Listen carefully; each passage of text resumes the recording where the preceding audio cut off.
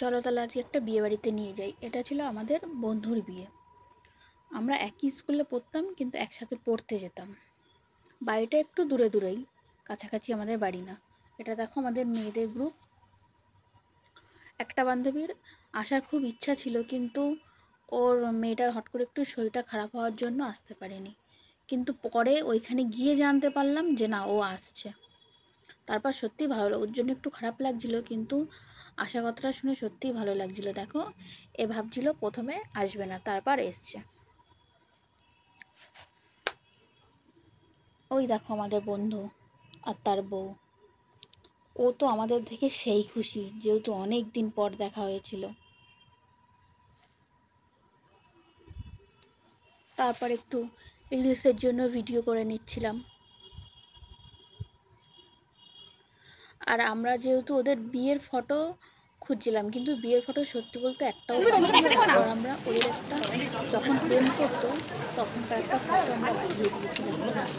দেখো পিসটা কেমন হয়েছে তোমরা একটু জানাও। আমরা যেটা পেয়েছি আমরা থেকে ভালো পাইনি, কিন্তু হ্যাঁ হ্যাঁ এটা দেখা নিয়ে বন্ধুর বউ বলছিল এই ফটোটা, কিন্তু আমরা কি করবো বলো, আমাদের কাছে তার ফটোটা ছিল। এই ফটোটাই দিয়েছিলাম। এই যে দেখো আমাদের মেয়েদের গ্রুপ, এখন সব ফটো তোলা চলছে।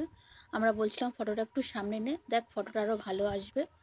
ওর জন্যই ফটোটা একটু সামনে নিয়েই ফটো তুলছিলাম। তারপর একটু বন্ধুর সাথে ভিডিও করছিলাম। ও আবার জিজ্ঞাসা করছিল যে ব্লগ করছিস নাকি। আমি হ্যাঁ, এটা নতুন ছেলেদের বলতে গেলে কারোর সেরকম বিয়ে হয়নি, মেয়েদের সব বিয়ে। স্ন্যাক্সে দেখো কত কিছু ছিল, chicken pakora, coffee, sweet baby corn pakora, paneer satay, phuchka, ice cream, lassi, অনেক কিছু। এইগুলো কেউ যদি সব কটা খায় না, তার আর মেন কোর্সে কিছু খাওয়াই লাগবে না। তো আমরা শুধু নিয়েছিলাম, সবাই একটা একটা করে সব কিছুই নিয়েছিলাম, কিন্তু খেয়েছিলাম ওই কম কম করে, বেশি খাইনি। তো খাওয়া যায় নাকি বলো। বান্ধবীর 2 ছেলে মেয়ে। এই যে সুইট কর্ন পকোড়া, এটা একটাই আমি খেয়েছিলাম, আমার অতটা ভালো লাগেনি, আর আমি এটা খাইও না।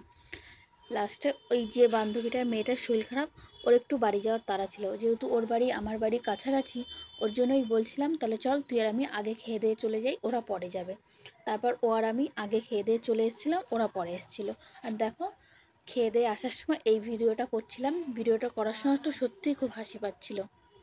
আর ভিডিওটা কেমন লাগলো সত্যিই জানাবে। Thank you.